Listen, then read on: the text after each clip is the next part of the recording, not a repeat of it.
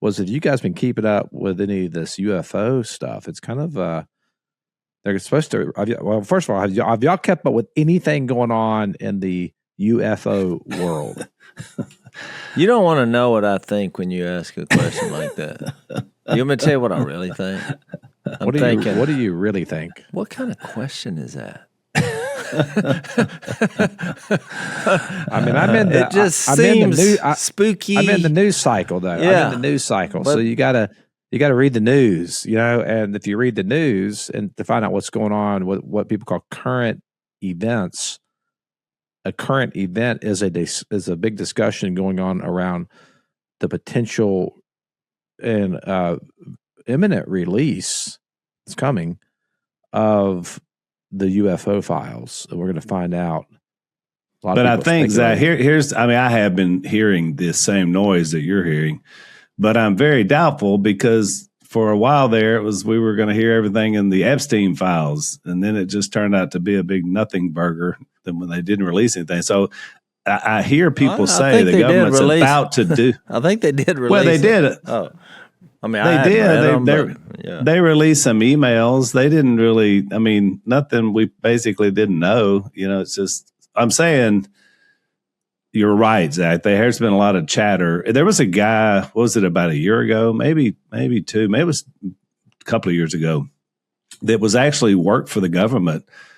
That came out and said, like he worked there, so he was basically saying, "Oh yeah, they're definitely there." We found him. He validated what conspiracy people had been thinking for many, many, many decades. Now, whether he was telling the truth or not, I don't know. When they asked Trump about it, Trump just kind of says, I don't think so. No, they're saying they're going to release the files is what I'm saying. That's what they're saying. Well, get off the files and get on to so UFO is an unidentified flying object. Right. Well, they've even changed that now. What do they call it now? Is that they called it I don't know. Something else. I mean, I'm not well versed in it. Well, are you going to tell us the latest news? Because tell us what you've heard. Well, I'll tell you what I've heard. Now, you got to keep in mind, this is not my wheelhouse. I'm not a conspiracy theorist. However, it was the first and question. You brought it up. You sat down. Every now and then, and I'm not. Like, I'm anti-conspiracy theory. Like, that's like not my bag. I actually think it's very dangerous. A lot, and people buy into it. But the UFO thing's been interesting just because I've been reading these articles about. Why are you raising your hand? I have a question. Yeah, or I have a statement based on what you just said. Not a question, a statement. I don't believe you.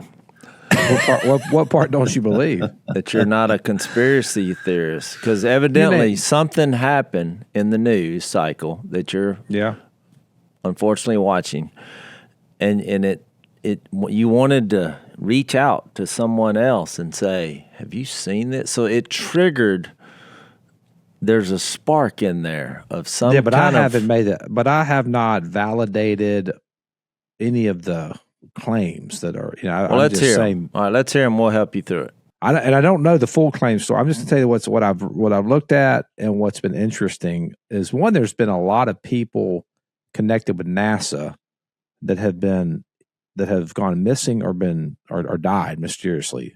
Yeah, now that's a separate story, but that's a very intriguing story because it was like a dozen people over the last 3 years. I did see that. Connected. They were like scientists. And there was a girl from Huntsville, Alabama, that was basically like, I'm not suicidal. Don't believe it. And then she ends up committing suicide. So that's one. So I got that up there in the upper right category. And then over here on the actually that was left. On the right side, you had this guy named Perry Stone. I don't know who he is. He's a pastor in Tennessee. And he said that they had a meeting, a bunch of pastors had a meeting with government officials that were preparing them for the release of whatever said files, because in his words, that it was going to upend belief in the Bible. So these are the conversations that are kind of out there. And so then I subscribe to a Substack of a guy named Rod Dreher, and it popped up on my Substack this morning. And so he was talking about. Can you define Substack? Because I've never used that phrase. Well, no, Substack is a platform where you can basically read articles from people and they send them to your email. And I've always kind of Jace, it's a place where mostly writers and thinkers that can go and have uncensored views. I mean, they're wanting to write their stuff without having some editor at some place censor it. I think that's kind of why it started, wasn't it, Zach? Well, I tell you, the world is just passing me by. I feel like I'm just on the street. Yeah, we've noticed. Well, I like to read. I like to read articles because it's like a Substack's. Here's why I like it. It's a place where you can get away from like clickbait and then to more people's thoughts, and you can kind of understand the worldview. And so, if there's someone that interests me, I'll subscribe to their Substack, and then I can read kind of what they think, how they see the world. And so he had written an article. I haven't finished reading it yet. It was just I literally asked the question because when I sat down, it popped up on my screen. And so I said, "Have you guys been?" So that's how we got to this conversation. But apparently I already saw the article before I saw the Substack about this pastor.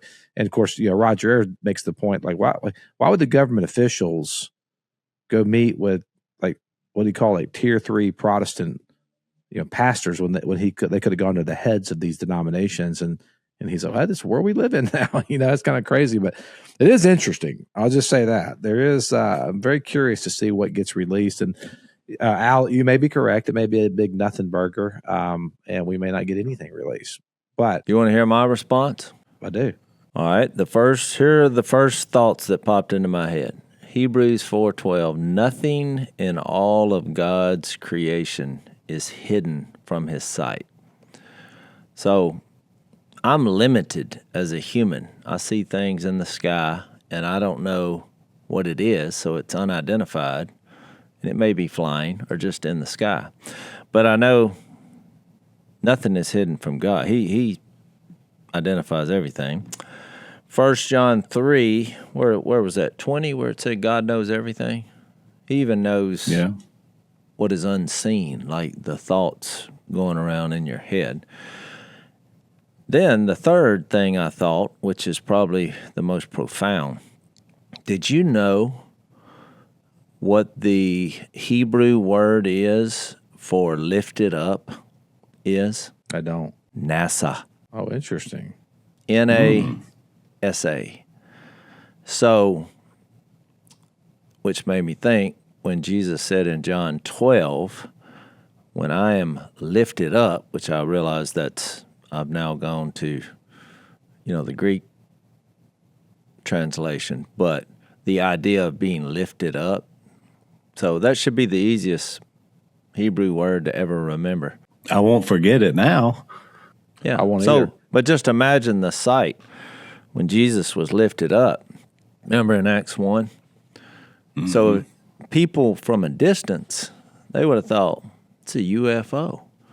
Because you wouldn't have thought that it's a person without a rocket ship or any kind of mechanical aid, because back then I don't think they had those kind of things. No, it's a fair point. And I think it kind of something you said, that it would upend the belief in the Bible or belief in God. But I think that's where, and then, again, I'm very confident that that's not going to happen. I'm not. I am as well. I mean, even if you found aliens, I don't think that. I don't think that upends the belief in the Bible. If anything, I mean, it could strengthen a lot of. My personal opinion is that there aren't aliens.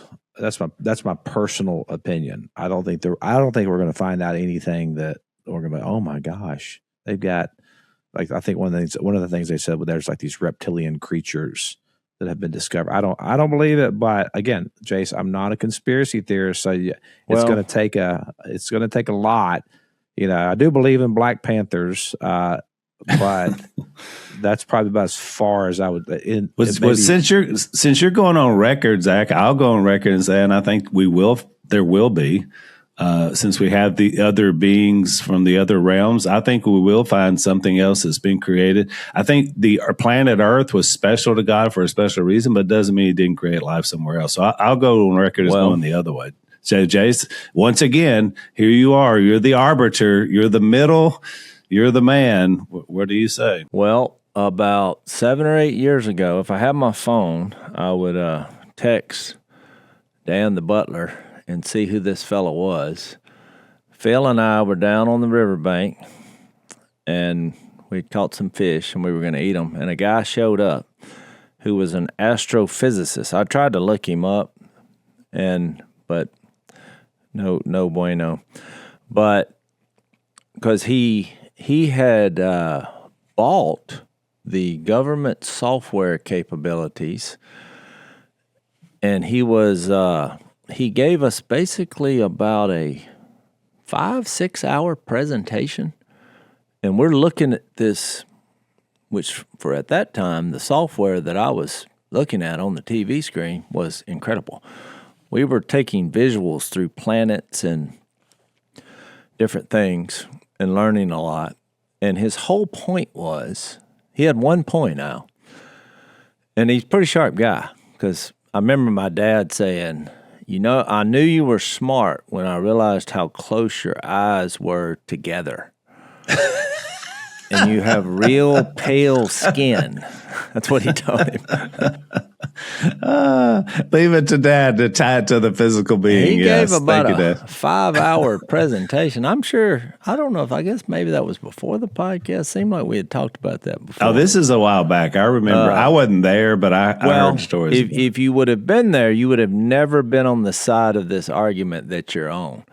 Because this guy was convinced that there's no other life forms. And he based it on a few obscure passages that kind of hinted at us being specially, God's special gift.